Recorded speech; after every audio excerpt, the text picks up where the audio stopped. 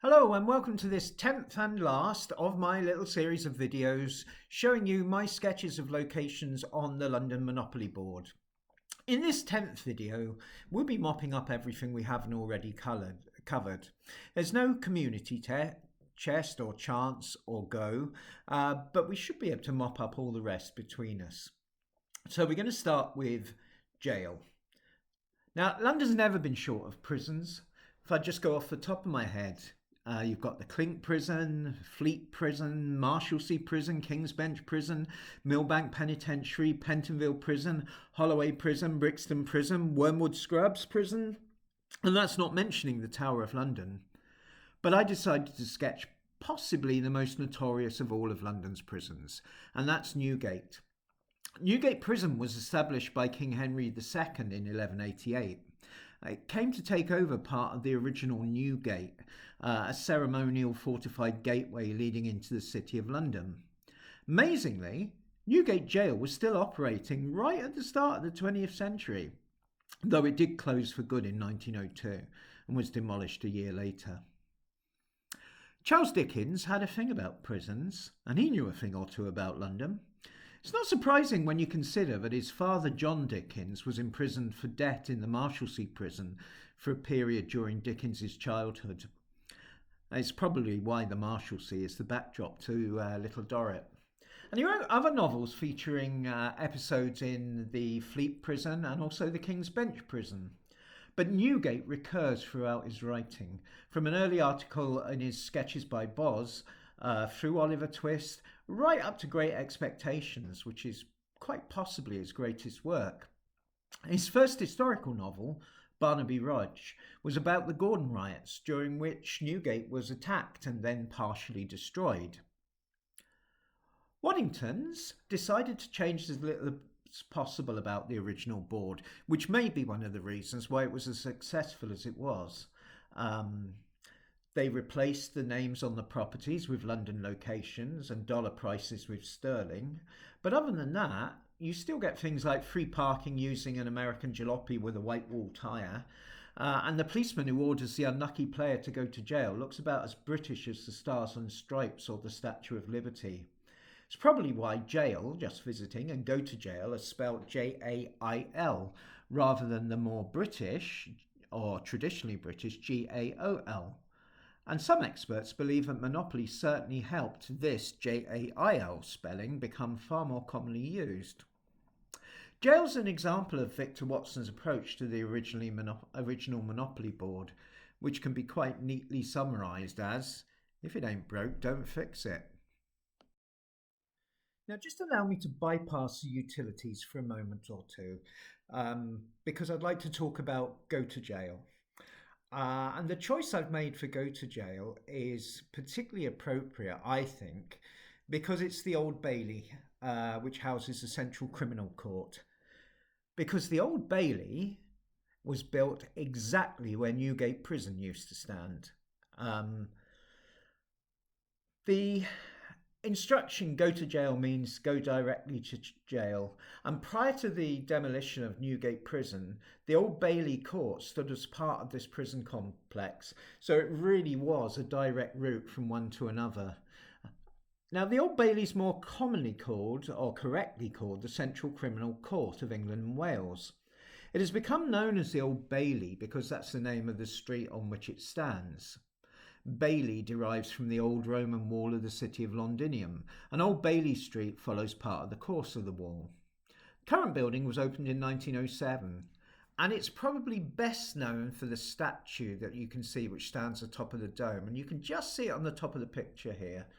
If I just move the camera slightly, there, you've got a much better view of it there. Let me put it back. Okay, now if you ask a majority of Londoners, I guess that they would tell you that the statue is called Blind Justice.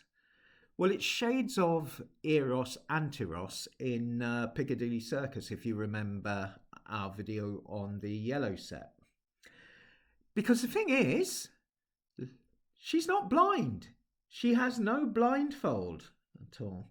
Now, it's common to depict the personification of justice as a young woman holding a sword and a pair of scales who's blindfolded to represent impartiality.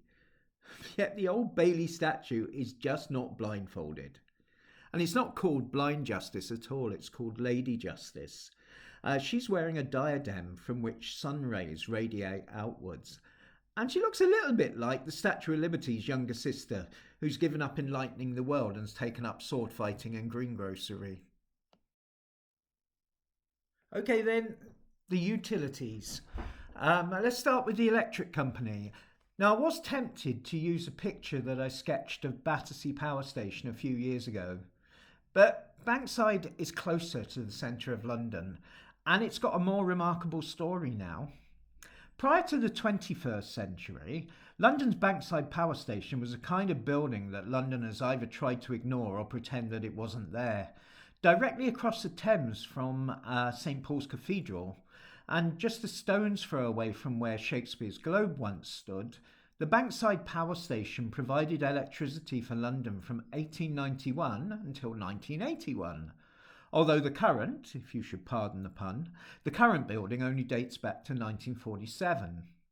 Decommissioned in 1981, the future of the building looked very much in doubt, until in 1994, London's Tate Gallery announced that the building was going to become the permanent home of the Tate Modern Art Gallery.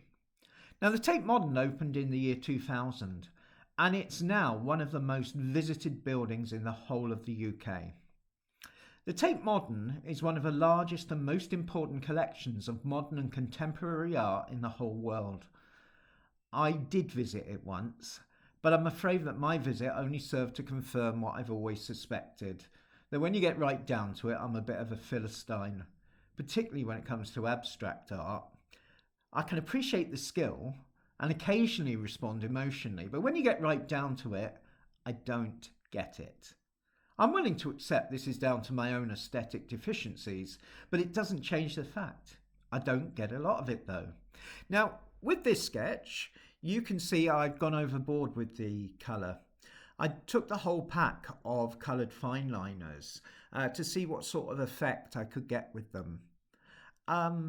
Yeah, you can, as you might have noticed, I only did this the once. I didn't do it again. It's okay. I don't really get colour. I don't really understand colour, I think, like I do understand sketching. That's my excuse, and I'm sticking with it. From the electric company then to the Waterworks. Now, London's had many heroes during its almost 2,000 years of history, many of them very, very well known, but some of them surprisingly unsung, and such a hero was Sir Joseph Bazalgette. He was awarded a well-deserved knighthood during his lifetime, but he's not that well known, considering thousands and thousands of Londoners owe their lives to him. It was under Sir Joseph Bazalgette's direction that the London sewer system was built, and this finally relieved London from the great scourge of cholera. He didn't build it for that reason. The reason why it was built was to try and alleviate what was known as the Great Stink. But the side benefit was that it pretty much removed cholera from the capital. So for Waterworks, I've chosen to draw Bazalgette's Crossness pumping station. This was a state-of-the-art facility when it opened in 1859.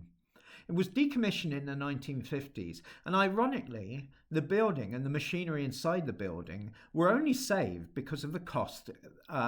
Demolishing it and scrapping the machinery would far have exceeded any value to be gained by doing so. It wasn't until 1970 that the building became a Grade 1 listed. If you're not in the UK, listing means that the building has a legal standing of a building of huge national and historical importance, which virtually guarantees its preservation for prosperity. Grade 2 listing means please don't demolish it. Grade 2 asterisk listing means no, you really can't demolish it. And Grade 1 listing means don't even think about demolishing it. So work on preserving and restoring the interior began in 2008, and the building opened as a museum in 2015. And the elaborate ironwork restored in the Octagon Hall is well worth a visit just by itself.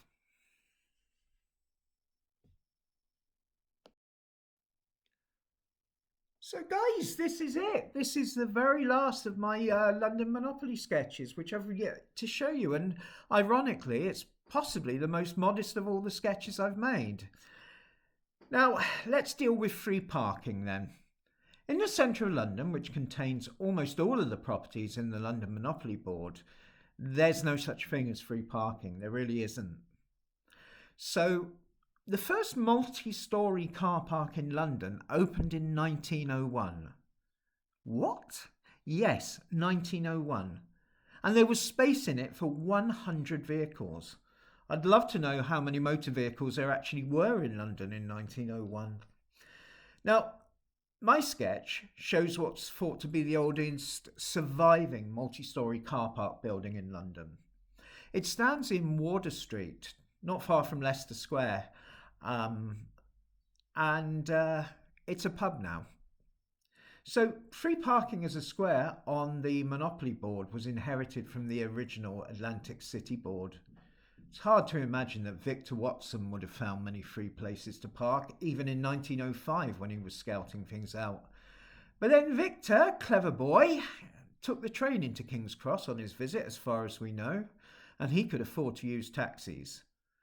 I can't afford to use taxis. To be honest, after I moved to Wales, whenever I was visiting London with my kids in the 1990s, it was just so much easier and cheaper to drive that I'd always park the car in a residential street in Ealing, where I come from, and then use public transport until it was time to go home again. And going home is just what I'm about to do. That is it. That's my sketches of the London Monopoly board. I've hoped you'd have enjoyed them and some of the information that goes with them. And if you do, please subscribe to my channel. All the best. Hopefully see you again. Bye.